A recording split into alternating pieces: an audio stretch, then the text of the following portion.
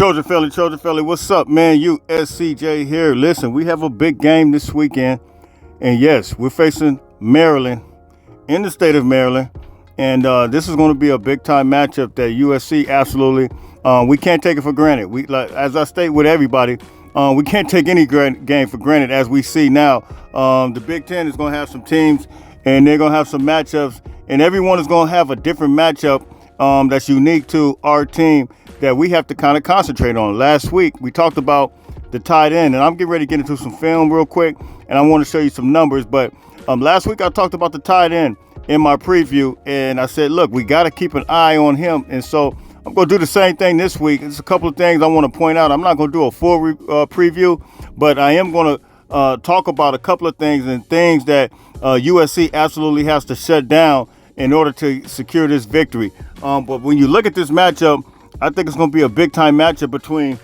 our cornerbacks and their wide receivers, particularly two. They have a receiver named Ty Felton, and then they have another one named Pratt. But both of those guys are some incredible wide receivers, especially this guy right here that you see in the picture,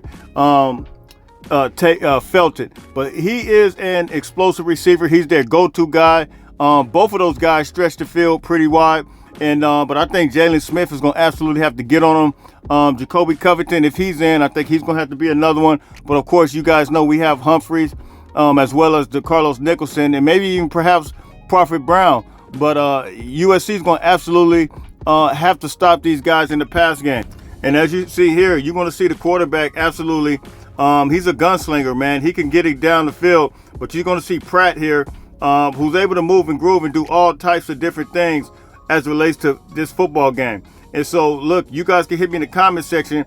You can tell me what you think. But when you look at Felton, you're talking about a guy that's on his way to 1,000 yards. He might be one of the finalists, I would say, for the Biletnikoff Award, being that he's already almost hitting 800 yards. But you're talking about a very physical guy, a guy that can burn it, a guy that's a crisp route runner, a guy that has sure hands, and you see it here, a guy that can pretty much do it all as it relates to being on the field.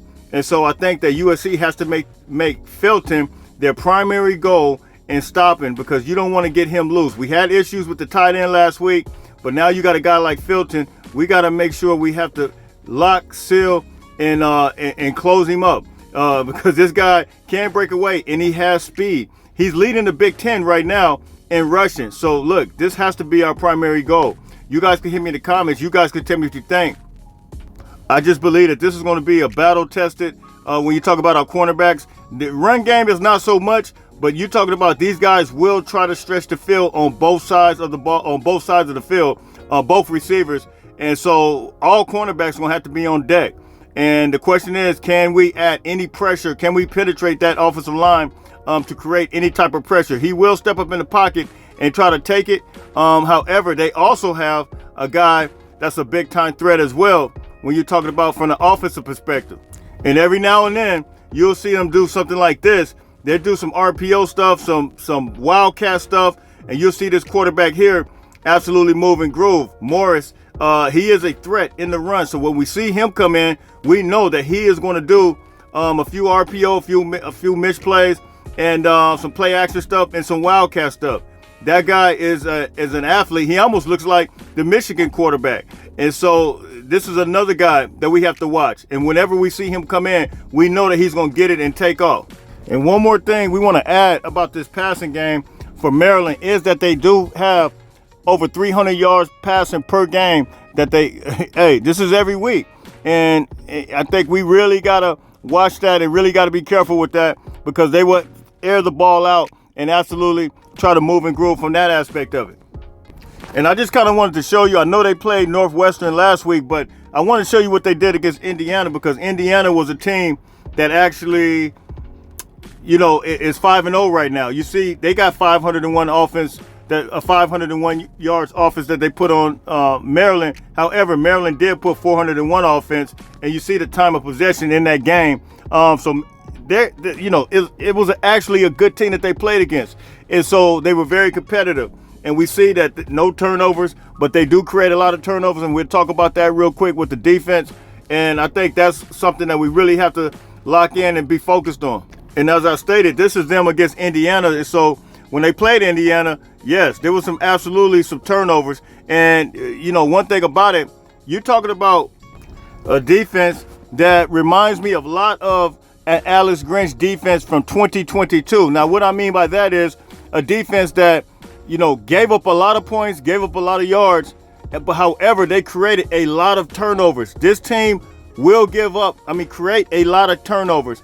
And I believe they have 8 interceptions on the year. If your quarterback is not accurate, if the quarterback is overthrowing guys, or if he's not fitting it, if he's throwing it slightly behind, I will say this, their DBs and safeties will pick it off. They are creating those type of turnovers, and that is an absolute fact. So I think that's something we need to keep in mind when you're talking about this Maryland team. As long as we don't beat ourselves, we should beat this team. Now, another one is his defensive end. You see here, he's a monster. He comes off that edge, so we have to have the right protection. And yes, do we want to put the tight end and running back there again? I would say so. But you look, we have to protect the edges and, of course, protect Miller's blind side. So you guys can hit me in the comment section. You guys can tell me what you think. I may be going live later on this evening, depending on what time I get off work. But you guys know I'm a little lost in the sauce as it relates to, you guys know I do 2 things at once. I work and as well as do this as well. So hit me in the comments, man. You guys tell me what you think. This is a short preview of this USC versus Maryland. And those are the keys, man, for me, is stop those 2 receivers on the outside. Add some pressure to the quarterback and, change the trajectory of his throws, as well as, look, we don't want to beat ourselves like we did last week. Don't do any forced errors, no mistakes, no overthrown balls, and we should be able to win this game, man. So hit me in the comments. You guys can tell me what you think. It's USCJ32 on Instagram, USCJ32 on Twitter. I'm out of here. Everybody stay blessed. Fight on, fight on, fight on.